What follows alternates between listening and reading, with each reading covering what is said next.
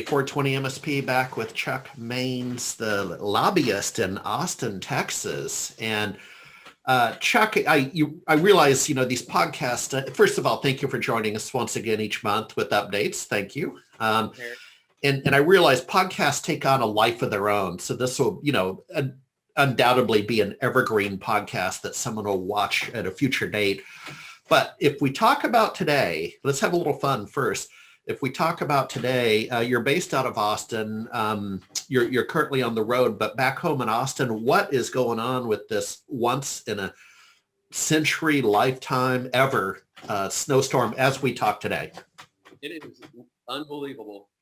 We got about 5.5 inches of snow. Started on Sunday. And now we are getting freezing rain on top of that. So the city has shut down. We have been without electricity at my place since Sunday. It is just chaos. In addition to the roads, but the houses, the electricity, just in neighborhoods all across Texas, it is unbelievable what's happening right now. Yeah, absolutely.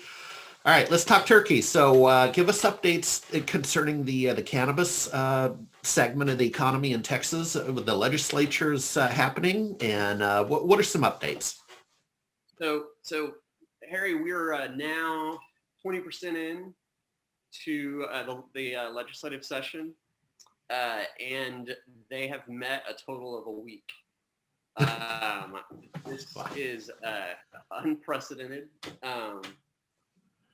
This is the pandemic has curtailed a lot of normal things that we do, but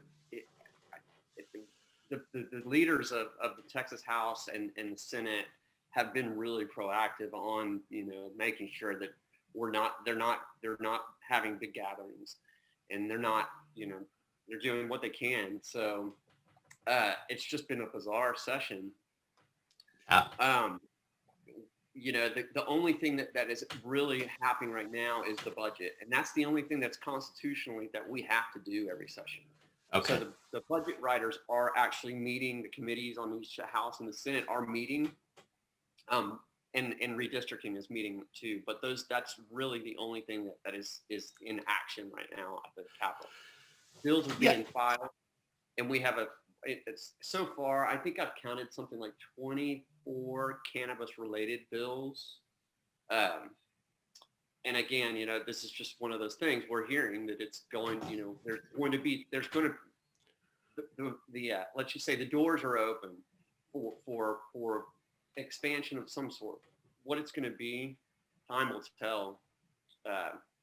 But just looking at the amount of bill filings that we have right now, you can definitely see, and it's it's bipartisan.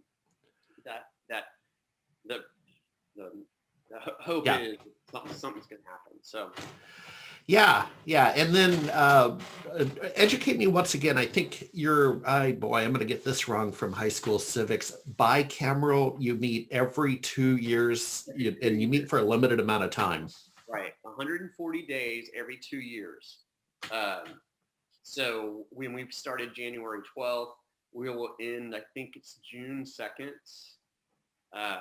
But there's a bunch of rules, meaning that bills can't be referred until a certain day, or bills or hearings can't take place, bills can't be voted on.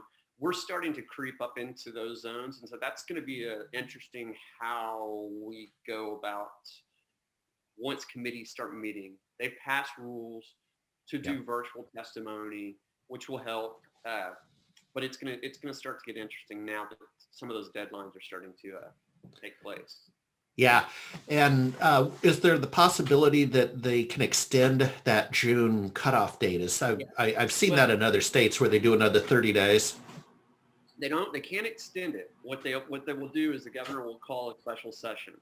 Okay. And it looks like that's what we're going to have to do with redistricting, because I don't think we get the numbers until April. And by that time, we're getting into the deadlines to, have a hearing and get the bills on the floor. So we're hearing most definitely we're going to have a special session on that, and and whatever else that the governor has, say maybe some of his emergency items that he has up right now, which just got included yesterday, is the examination of our electric grid situation. Yeah.